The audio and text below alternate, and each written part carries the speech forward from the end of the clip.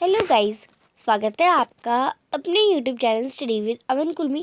आज हम लाए हैं शिक्षा निदेशालय राष्ट्रीय राजधानी क्षेत्र दिल्ली की कार्यपत्रक नंबर 92 जो कि क्लास 9 के लिए है। विषय आपका विज्ञान है। डेट है जिसकी 17 फरवरी 2022। आप अपना नाम और अपने कक्षाध्यापक का नाम लिखेंगे। आज हम गुरुत्वाकर्षण जो अपना चैप्टर है उसकी रिविज़न कंटिन्यू करेंगे। तो आपको पता है कोई भी वस्तु जो पृथ्वी की सतह की ऊपर की ओर फेंकी जाती है वह एक ऊंचाई तक जाकर, यानी अगर हम किसी बॉल को ऊपर फेंकेंगे तो वो ऊपर तक जाके पृथ्वी की ओर यानी वापस नीचे ही आती है। जब कोई वस्तु केवल पृथ्वी की गुरुत्वाकर्षण के प्रभाव से गिरती है तो इस प्रकार के पतन को मुक्त पतन कहते हैं। अब हर ऑब्जेक्ट जो हमारी वो गुरुत्वाकर्षण के प्रभाव से ही नीचे गिरती है।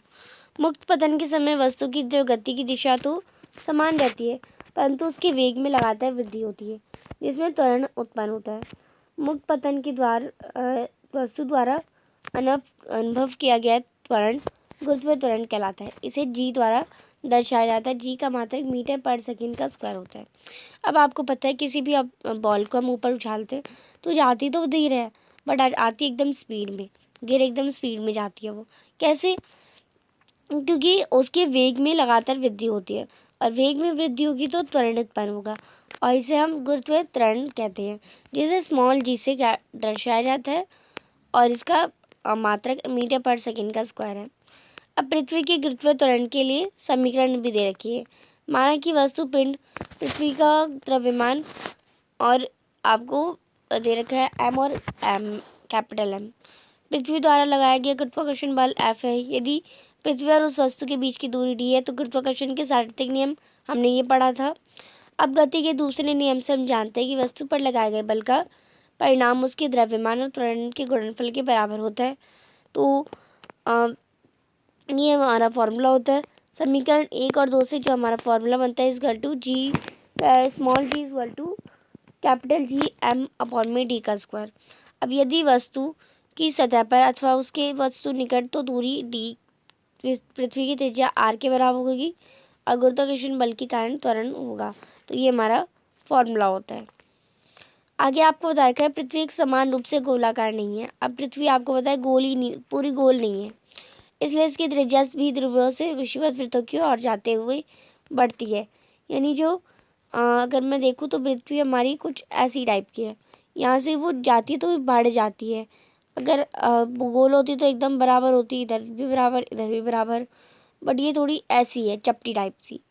तो इसका परिणाम स्वरूप जी का जो मान है वो ध्रुव पर यानी यहाँ पर विषुवत वृत्तों से अधिक होता है, यानी यहाँ पे अधिक होता है तो विषुवत वृत्त पे कम होता है। यहाँ पे आप इस डायग्राम से भी देख सकते हैं आर ई जो हमारी आर ई यानी ये ध्रुव हमारा बड़ा होता है, विषुवत त्रिज्या बड़ी होती है और ध्रुवीय त्रिज्या कम होती है। नेक्स्ट आपको दे रखा है कुछ क्वेश्चंस। मुक्त पतन को संक्षेप में समझाइए और उदाहरण दीजिए। तो आप लिखेंगे यहाँ से, जब कोई पिंड या वस्तु पृथ्वी के गुरुत्वाकर्षण बल के कारण उस पर किसी अन्य बल के बिना पृथ्वी की ओर गिरती है तो इसे मुक्त पतन कहा जाता है। गिरना अर्थात पृथ्वी के गुरुत्वाकर्षण बल के कारण मुक्त रूप से गिरने के दौरान उत्पन्न त्वरण मुक्त रूप से गिरने का त्वरण है। दूसरा प्रश्न है गुरुत्वाकर्षण के कारण त्वरण क्या है, इसकी इकाई क्या है? तो गुरुत्वाकर्षण के कारण त्वरण को उस दर के रूप में परिभाषित किया जा सकता है जिस पर स्वतंत्र रूप से गिरने वाले पिंड का वेग बढ़ता है। गुरुत्वीय त्वरण का एसआई मात्रक मीटर पर सेकंड का स्क्वायर है। तीसरा प्रश्न है जी का मान ज्ञात करने पर सूत्र परिकलित कीजिए। तो स्मॉल जी का मान ज्ञात करने पर आपका जो सूत्र हो जाएगा, ये मैंने आपका क्वेश्चन जो है वो नीचे लिख दिया। तो गुरुत्वीय त्वरण को प्रभावित करने वाले कारक आपको पता है, यहाँ 4 सार्वभौमिक गुरुत्वाकर्षण सिद्धांक है। एम ग्रह का द्रव्यमान और ग्रेन के विचारित बिंदु की दूरी, क्योंकि 4 एक नियतांक है, 9 ग्रह के द्रव्यमान और स्थान पर निर्भर करता है। आगे 5वां प्रश्न है किन ग्रह पर